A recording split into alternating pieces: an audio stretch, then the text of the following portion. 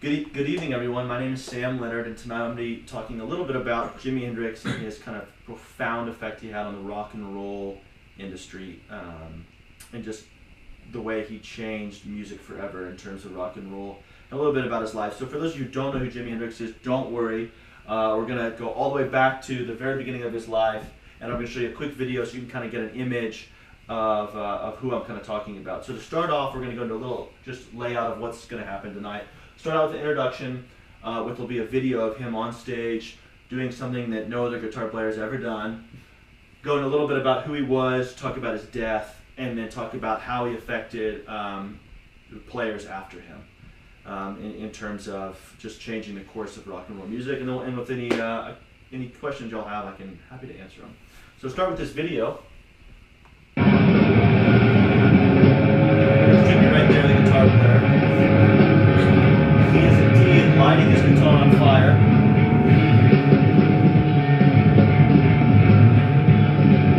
This is during a live concert, probably with about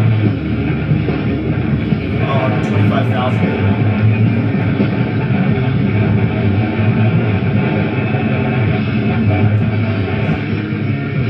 And that's him bashing his guitar on the stage. Something you don't see a lot of people do. So Jimi Hendrix was born in November 27th, 1942, to a small middle-class family. He it's actually kind of a funny story. He was just obsessed with guitar from when he was just a little kid.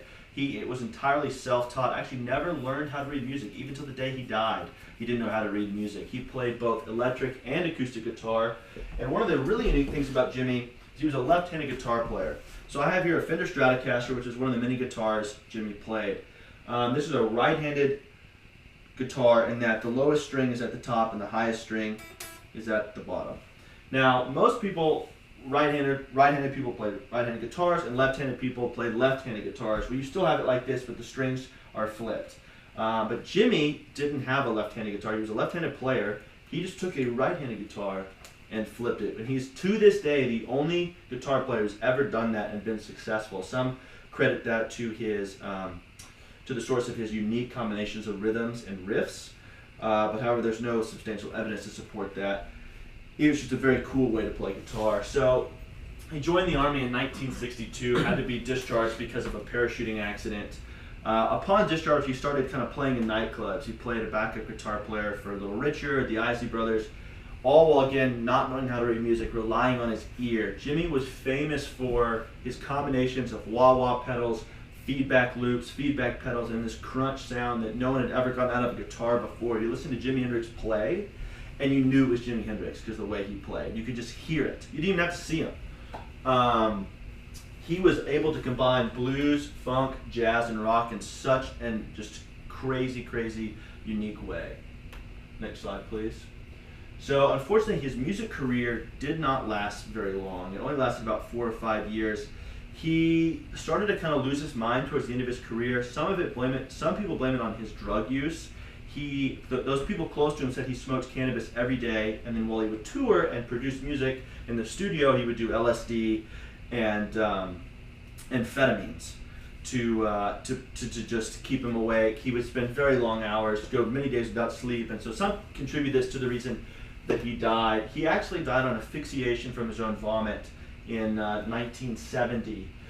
There's some theories that he was murdered, that he committed suicide. It's all just up in the air, but the widely accepted theory is he just overdosed on drugs.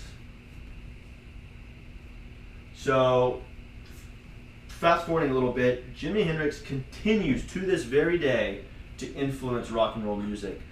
He, in my opinion, and many other experts' also opinion, is considered to be the most influential guitar player in the history of rock and roll. He was inducted into the Rock and Roll Hall of Fame in 1992, and interestingly enough, only released 3 full albums.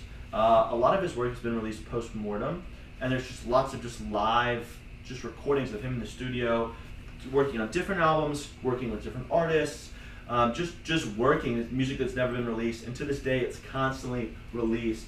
He's most famously known for Star Spangled Banner at Woodstock, the All on the Watchtower you hear in every Vietnam movie, and of course Purple Haze. So to name two big artists that have really influenced that he's really influenced are Stevie Ray Vaughan and John Mayer.